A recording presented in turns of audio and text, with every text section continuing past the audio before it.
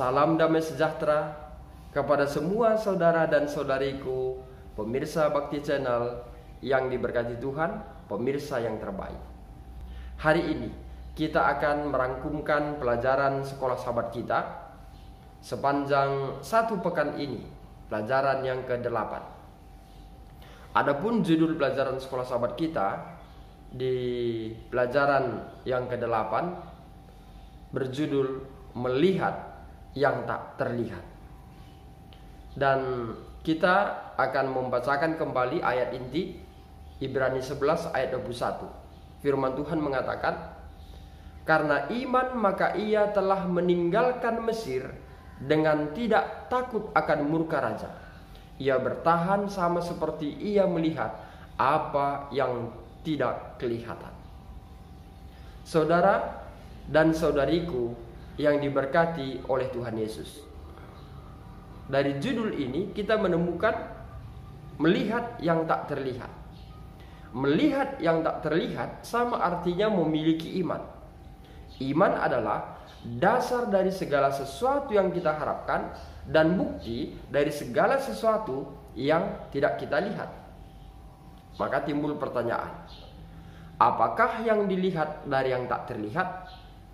Rangkuman pelajaran sekolah sahabat kita di pelajaran ke-8 ini akan meringkaskan ada 5 poin penting yang dapat kita lihat dari yang tidak terlihat. Apa sajakah itu? Yang pertama, kemurahan hati Allah kepada kita. Roma 8 ayat 28 sampai 29. Jika Allah tidak ragu-ragu mempertaruhkan segalanya untuk kita, merangkul kondisi kita, dan mengekspos dirinya pada keadaan yang terburuk dengan mengutus anaknya sendiri, apakah ada hal lain yang tidak akan dia lakukan dengan senang hati dan dengan cuma-cuma untuk kita? Ini patut kita pikirkan. Melihat yang tidak kelihatan melalui kasih Allah, berkat yang berkelimpahan dari Tuhan kepada semua manusia, termasuk saudara dan saya.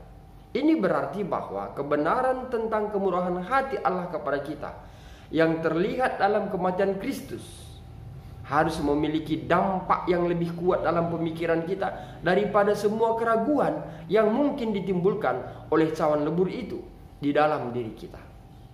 Bila saat ini kita ada dalam cawan lebur dan diragukan oleh segala permasalahan yang kita hadapi, ingat, kelimpahan Bapa lebih besar dari itu semuanya. Poin yang kedua, kemurahan Yesus Kristus menjawab doa manusia. Kita boleh baca Yohanes 14 ayat 14. Ketika permintaan kita adalah dalam nama Yesus, kita dapat yakin bahwa seluruh mesin surga sedang bekerja demi kepentingan kita. Kita mungkin tidak melihat malaikat bekerja di sekitar kita, tetapi ingat, mereka bekerja diutus dari tahta surga dalam nama untuk memenuhi permintaan kita. Itu sebabnya bila kita berdoa, jangan lupa sampaikan di dalam nama Yesus.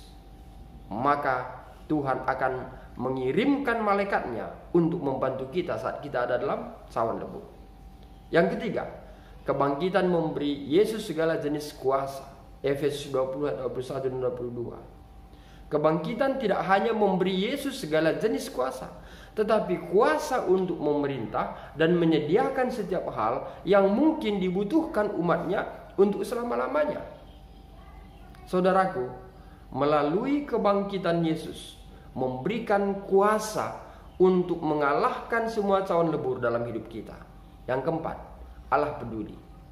1 Petrus 5:7. Alasan kita tidak perlu khawatir adalah karena Allah peduli. Jangan takut, tetaplah setia. Alkitab mengatakan bahwa Dia cukup peduli untuk mengubah situasi apapun. Mungkin kita dalam keadaan takut, dalam keadaan bimbang, dalam keadaan khawatir oleh karena pencobaan yang kita hadapi. Jangan takut, karena Allah kita adalah Allah yang peduli. Dan poin yang terakhir, jangan takut, tetaplah setia. Memikirkan bahwa tidak ada yang peduli tentang apa yang terjadi pada kita sangatlah tidak menyenangkan. Tetapi berpikir bahwa Allah tidak tahu peduli tentang kita bisa sangat menyedihkan. Maka ada baiknya kita selalu mengarah kepada Tuhan, karena Dia adalah Allah yang dapat membantu kita dalam segala cawan lebur kita. Maka kita dapat menyimpulkan bahwa Bapa yang kita sembah adalah Bapa yang murah hati.